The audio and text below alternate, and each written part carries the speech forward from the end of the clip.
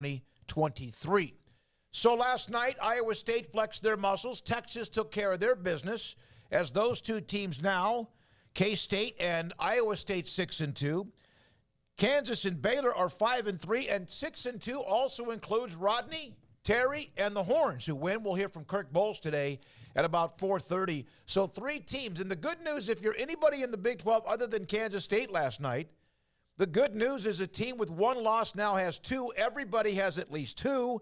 So a little bit of that suction factor coming back towards others who had 3 and 4, and they're wondering about, because everyone's going to end up with a few more. So that was kind of what happened in a lot of ways. The yo-yo effect at the top yesterday in the Big 12. I think to avoid being kind of out of it without control, not to say that the winner of this conference won't have 5 losses, but you need to stave off 5 losses as long as you can.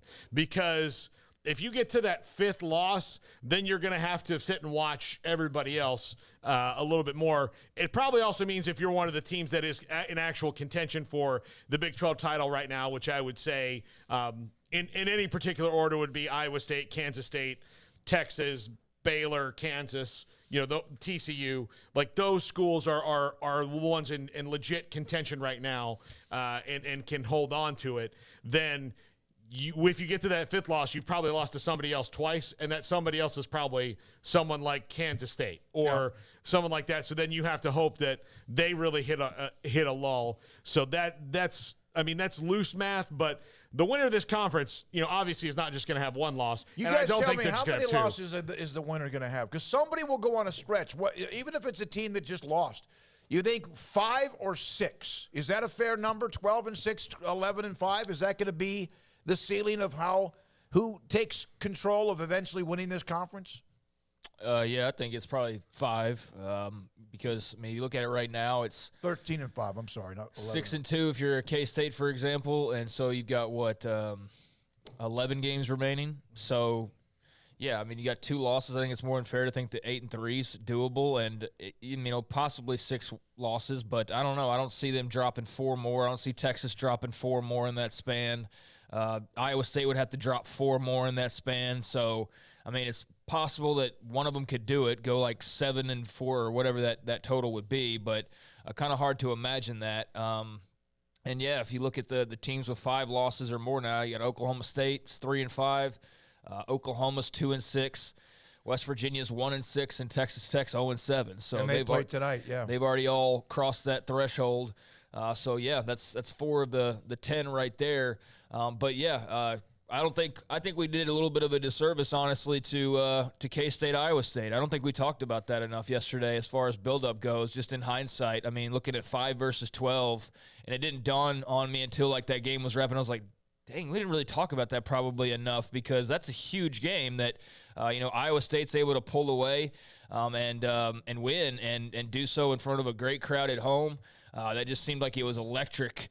I know Jerome Tang was very complimentary and said after the game that's one of his favorite places to play. And certainly Baylor had a lot of success there when Jerome Tang was on the Scott Drew sideline. So, yeah, that was a great basketball game and a great win for the Cyclones.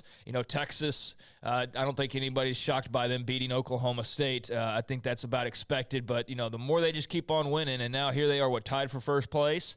6-2. You wonder about the Rodney Terry decision that's to come, at some point whenever the season wraps up, because they haven't really skipped a beat if you think about it.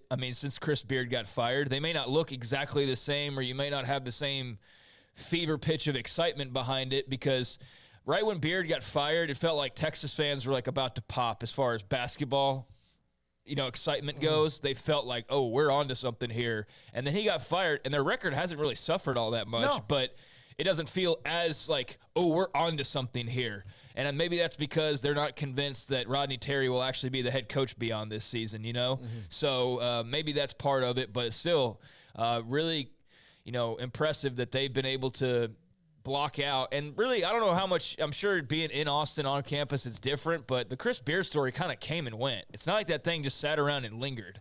And the timing of Christmas certainly helped that quite a bit. It did. It was more than we think. It was longer than we think, but you're right. But so much was going on with holidays and travel that it kind of compressed it. Nobody had that like the top list of their stories necessarily. You know, it was crammed in there with a bunch of other things and like, 10 vacation days for people or whatever it was. So anyways, just complimenting Rodney Terry there. And then, man, Oklahoma is going to have to make some decisions here in the next year or so on Porter Moser and what exactly they want that program to look like as they go into the SEC, whether that is after next season or after 2 seasons beyond this one. I think we all expect it to be after one more year, but until we see, the Big 12 say something and release something on the schedule and kind of, let us know that there's some finalization there, it's up to anybody's guess about how much longer, whether there's an extra year or not. But Porter Moser's now in year 2, and they're not very good at all. And they got whooped last night. I mean, got absolutely